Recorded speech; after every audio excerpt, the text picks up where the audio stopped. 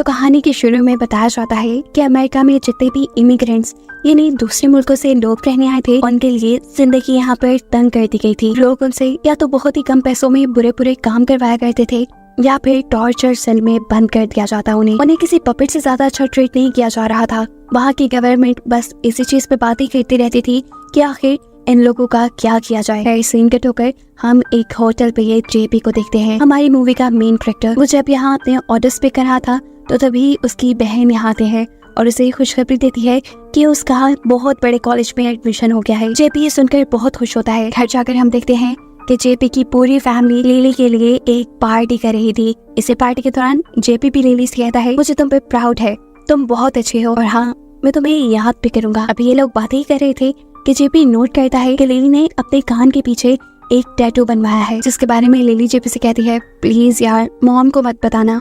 Scene cut होकर हमें news में दिखाया जाता है कि अब गवर्नमेंट ने फैसला किया है कि लीगल इमिग्रेंट्स और उनके अमेरिका में पैदा हुए बच्चों को भी अरेस्ट कर लिया जाएगा। इसी ऑर्डर के चलते पुलिस भी जेपी के घर आकर उनकी पूरी फैमिली को अरेस्ट कर लेती है, क्योंकि वो भी अमेरिकन सिटीजन नहीं थे। सभी के पेरेंट्स को पुलिस किसी और सेल में बंद करती है, जबकि बच्चों को दूसरे सेल में। जेपी इस सारी सिचुएशन में परेशान इसलिए था क्योंकि उसकी बहन को जेल में डालने के बजाय एक बस के जरिए किसी और जगह ले जाया गया था, लेकिन वो ज्यादा कुछ कर भी नहीं सकता था। दिन गुजरते हैं और हम देखते हैं कि जेपी को एक ऑफिसर ने बुलाया है। ये लीगल ऑफिसर थी जो जेपी को बताती है कि तुम्हारी मॉम को यहाँ से डिपोर्ट कर दिया गया है और अगर तुम यहाँ रहना चाहते हो तो तुम्हारे पास यही ऑप्शन है कि कोई अमेरिकन सिटीजन तुम्हें लीगली अडॉप्ट कर ले। लेकिन ये भी खासा मुश्किल था।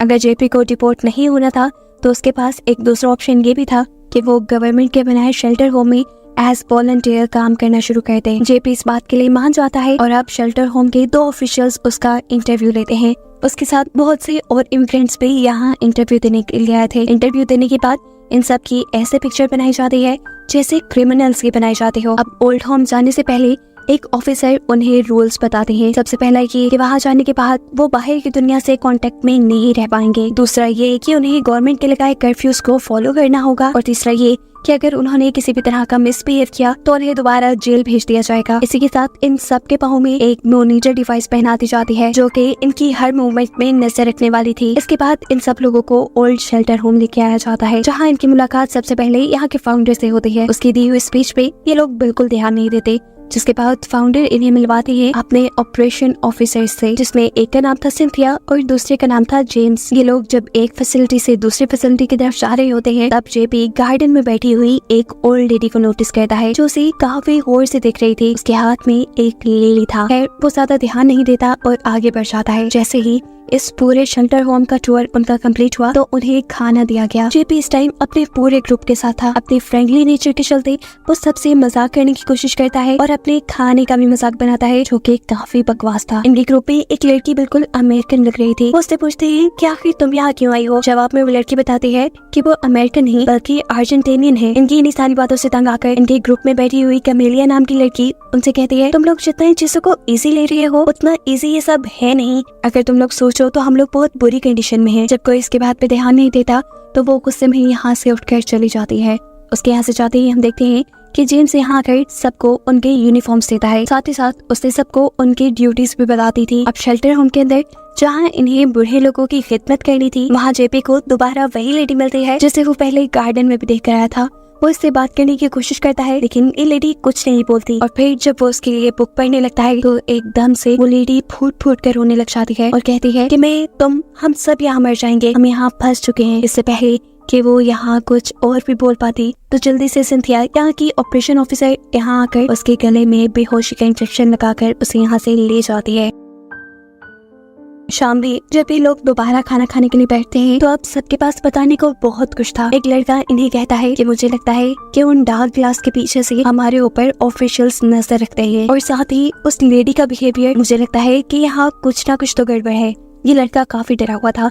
वो जल्द ही यहाँ से जाना चाहता था। दूसरों को मना करने के बहुत बावजूद भी वो जैसे ही वहाँ जाकर डोर खोलने की कोशिश करता है तो यहाँ सिक्योरिटी अलार्म बज जाता है। सिक्योरिटी ऑफिसर उसके ऊपर टीजर गन से हमला करते हुए उसे यहाँ से ले जाते हैं। सीन कट होता है और हम देखते हैं कि ये सब लोग यहाँ से जा चुके थे। आधी रात में जब जेपी वॉशरूम में जाने के लिए उठता है तो फैसिलिटी के बाहर एक उल्लू को नोटिस करता है, जिसे वो इग्नोर करके वॉशरूम में चला गया। वॉशरूम से बाहर आते ही वही ओल्ड लेडी जिससे वो बात करने की कोशिश कर रहा था वो उसके ऊपर हमला कर देती है। वो बार बार यही कह रही थी कि वर्जाइल तुम्हें यहाँ से छुड़वा लेगा। इससे पहले कि ये ओल्ड लेडी जेपी को कोई नुकसान पहुंचा देती, वक्त रहते ही सिंथिया यहाँ आकर उस ओल्ड लेडी को बेहोश कर देती है, जबकि जेम्स यानी इनका लीडर जेपी के कमजोर होने पर उसे डांटता है। अगले दिन इन सब लोगों को एक ऐसे वार्ड में लेकर जाया जाता है जहाँ सभी सीरियस पेशेंट्स थे। इस जगह का फाउंडर जेपी से इस टाइम माफी मांगता है और कहता है कि रात जो कुछ भी हुआ उसके लिए मैं माफी चाहता हूँ। रात मेरी ही गलती की वजह से इस वार्ड का डोर खुला रह गया और ये लेडी यहाँ से भागने में कामयाब हो गई। ये सारी बातें सुनने के बाद बाकी सब लोग यहाँ से चले जाते हैं, लेकिन जेपी रिक्वेस्ट करता है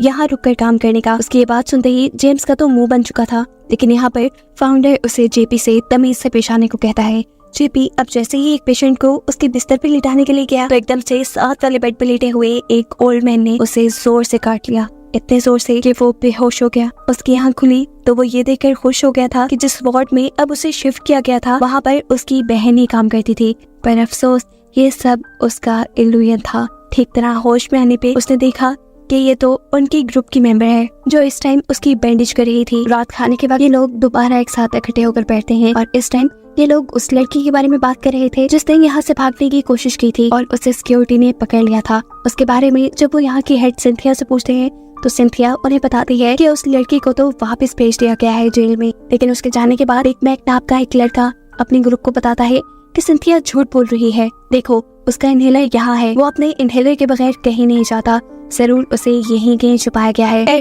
ये लोग यहाँ कुछ कर भी नहीं सकते थे। अपनी अपनी ड्यूटीज पे ये लोग वापस चले जाते हैं और बिग बैग अब उसी ओल्ड लेडी को लेकर एक दूसरे ओल्ड मैन के रूम में चला जाता है ताकि ये दोनों आपस में कुछ बात करके अपना दिल हल्का कर सके। इसी दौरान जब वो टीवी ऑन करने लगा तो पीछे से हमने देखा वो आदमी जो बेड पे लेटा था उसका हाथ अजीबोगरीब तरीके से मुड़ गया। इससे पहले कि पीछे मुड़कर बिग मैक उसे देखता उसका हाथ वापस अपनी जगह पे पहुंच जाता है। बिग मैक उसके करीब जाकर उसकी सांसें चेक करता है तो उसे पता चला कि इस आदमी ने सांसें लेना बंद कर दी है, शायद वो मर गया होगा।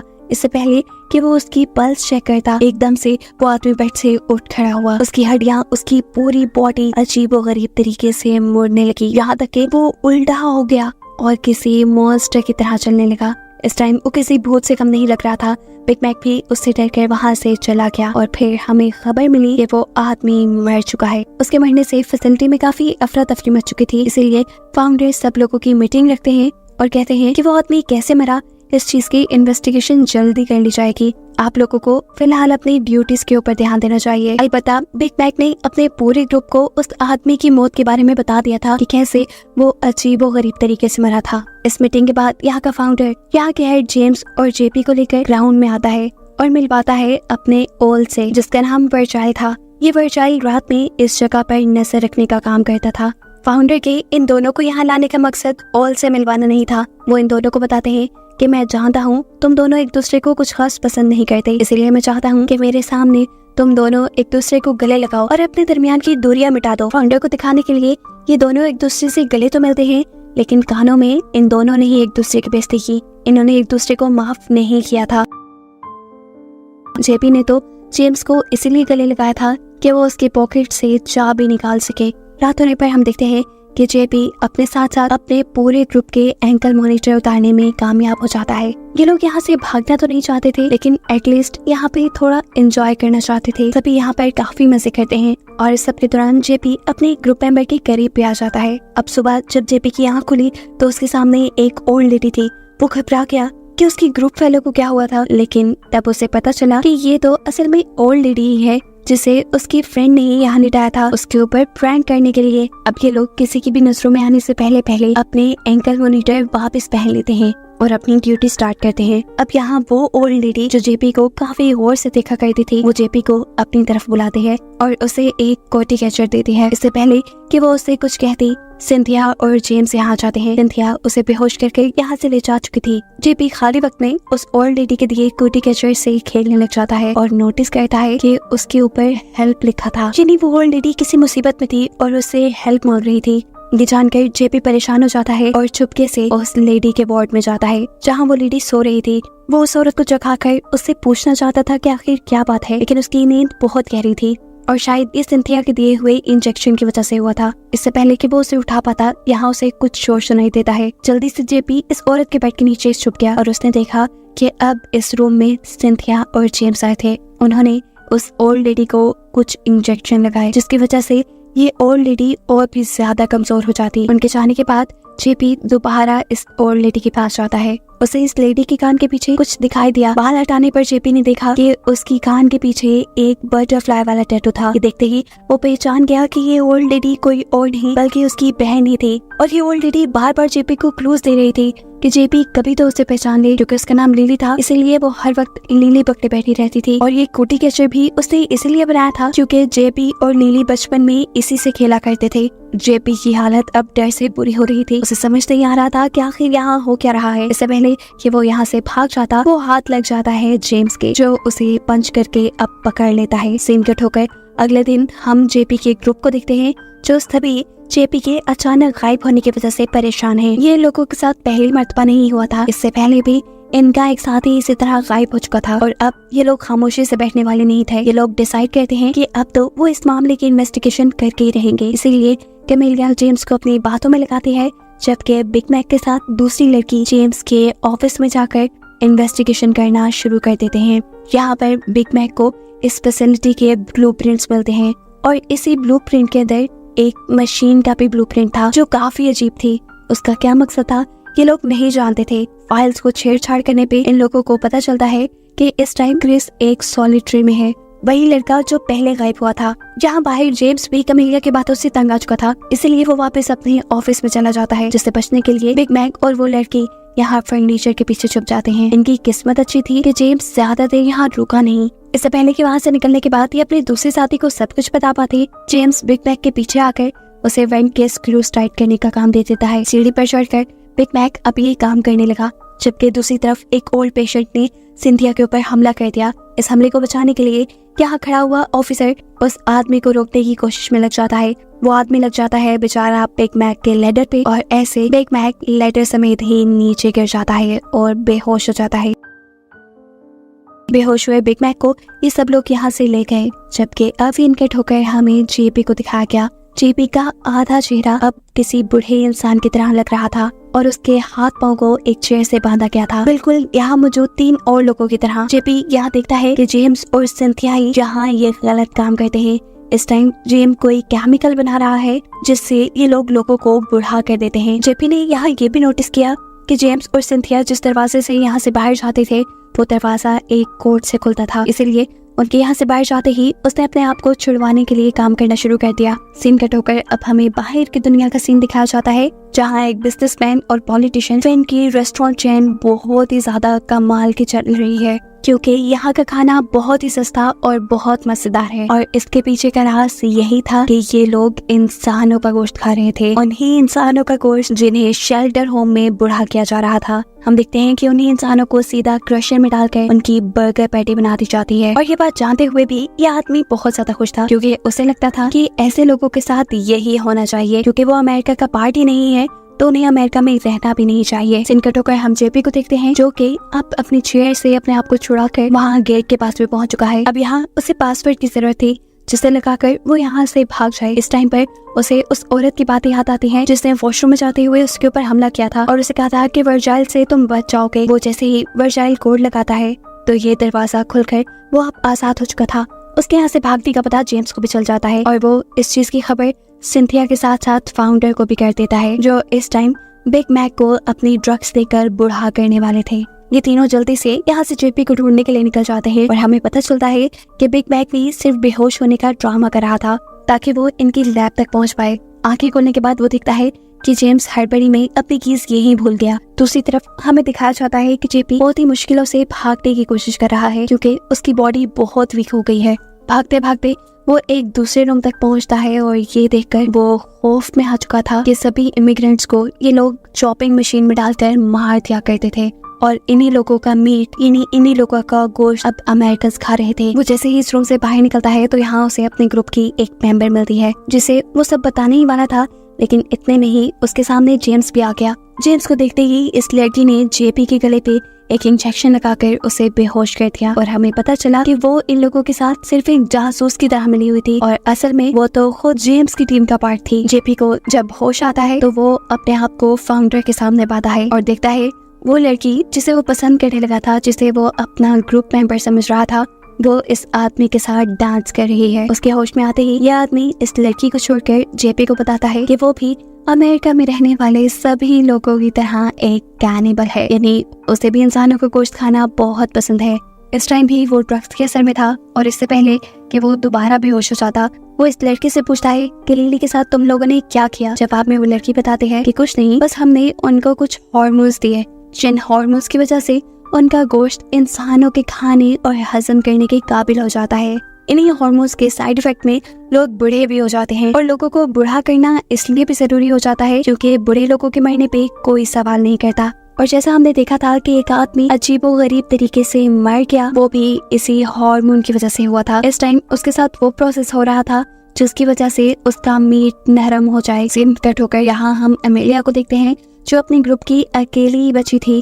इस टाइम वो अपना एंकल मॉनिटर उतारने की कोशिश कर रही थी ताकि वो जाकर अपने बाकी ग्रुप मेंबर्स को बचा सके और इतने में ही कोई ऊपर की तरफ से उसके पास चाबी फेंकता है। ये कोई और नहीं था बल्कि बिग मैक था जिसने जेम्स की चाबी चुरा ली थी। इसी चाबी से वो अपना एंकल मॉनिटर खोलकर यहाँ से बाहर जाती है और उसका ध्यान जाता है उसी डार्क ग्लास पे जिसके बारे में ये लोग हमेशा बात किया करते थे। गुस्से में एक चेयर उठाकर वो ये ग्लास तोड़ देती है और वहाँ उसे बहुत से कंप्यूटर दिखाए जाते हैं जहाँ बैठकर बहुत से लोग इन्हीं लोगों पे नजर रखा करते थे। इससे पहले कि वो कहीं और चले जाती, जेम्स यहाँ आकर उसके भी गले में इंजेक्शन लगाकर उसे बेहोश कर देता है। जब उसे होश आया तो वो एक वार्ड में जेपी के साथ थी और दोनों ही अब आधे आधे बूढ़े हो चुके थे। इनके सामने एक टीवी चल रहा था जहाँ फिर मिनी उस पॉलिटिशियन की एक बहुत नफरत भरी स्पीच थी इन इमिग्रेंट लोगों के लिए। ये स्पीच सुनकर इनका गुस्सा और भड़क जाता है और ये लोग वादा करते हैं कि जरूर यहाँ से निकलकर ये लोग इस आदमी के बुरे इरादों को एक्सपोज करेंगे, यानी सबके सामने लेकर आएंगे। यहाँ से निकलने से पहले जेपी अपनी बहन लिली से मिलकर जाता है और उसे वादा करता है कि वो उसे भी यहाँ से जरूर निकाल लेगा। इससे पहले कि ये लोग वार्ड से निकल पाते, जेम्स और सिंथिया के साथ वो दूसरी लड़की इंजेक्शंस की ट्रेल लिए यहाँ आ जाते हैं ताकि वो इन लोगों को और वीक कर सके। इन्हें देखते ही कि मेलिया अपनी टांग से इनकी ट्रॉली गिरा देते हैं। यहाँ मौजूद सब लोग जिन्हें इन लोगों ने बुढ़ा कर दिया था वो सब गुस्से में थे। सभी उठ खड़े होते हैं और इन तीनों के इर्द गिर्द घूमने लग जाते हैं। ये सब बदला लेने के लिए पागल हो रहे थे और अब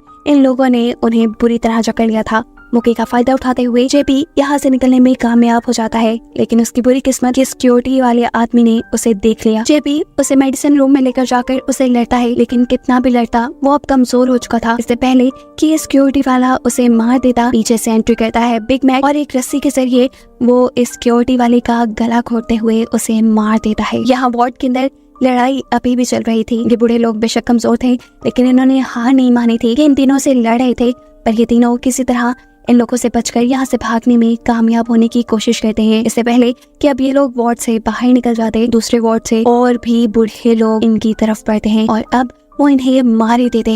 लेकिन इससे पहले ही एक सिक्योरिटी वाला आदमी यहाँ पर एंट्री करने की कोशिश करता है जिसे बिग मैक दरवाजे में फंसाकर उसका बाजू तोड़ देता है। मौके का फायदा उठाते हुए कमेलिया जेपी की सिस्टर लिली को लेकर वहाँ से बाहर निकलकर एक लिफ्ट में आ जाते हैं। एलिवेटर के जरिए ये लोग एक ऐसे फ्लोर पर उतरते हैं जिसके बारे में इन्हें मालूम नहीं था। यहाँ से बाहर कैसे निकलना था ये बात जेपी मालूम करने के लिए आगे बढ़ता है, जबकि दूसरी तरफ ऊपर हमें दिखाया जाता है कि बिग मैक अब इन सारे बूढ़े लोगों का लीडर बन चुका था और वो इन सबको आजादी दिलाने के लिए आगे था। ये पूरा का पूरा ग्रुप अब सड़क पे निकल चुका था। ये लोग कार में बैठी एक औरत से जब हेल्प मांगने की कोशिश करते हैं तो औरत इतने सारे लोगों को देखकर डर कर वहाँ से भाग जाते हैं। सीन कट होकर हमें दिखाया जाता है जेपी को जो कि यहाँ से निकलने की कोशिश कर रहा था और उसे यहीं पर नजर आ जाता है अपना एक दूसरा फेलो। वो इसे छुड़वाने की जैसे ही कोशिश करता है तो कोई उसके ऊपर पीछे से हमला कर देता है। ये कोई और नहीं था बल्कि फाउंडर था जो जेपी को मारना चाहता था, लेकिन जेपी भी अपने पास पड़ी हुई बोतल से उसके सर के ऊपर हमला करते हुए अपने आप को छुड़ा लेता है।